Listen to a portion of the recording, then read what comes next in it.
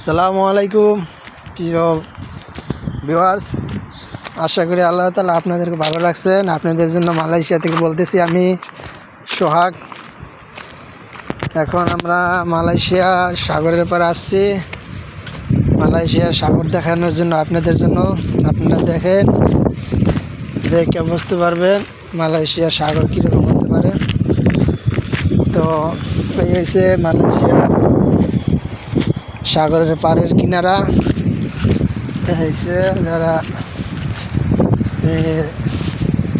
সাগরের ট্রলারে নৌকা জাল ভাই, এটা হচ্ছে নদীর পাড়। ওই সাগর দেখেন কত বড় সাগর, আপনাকে জুম করে দেখাইতেছি।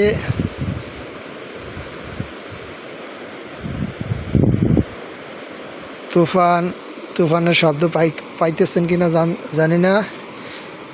দেখেন অনেক দূর, এখন বাটা আছে, জোয়ার আসবে পরে।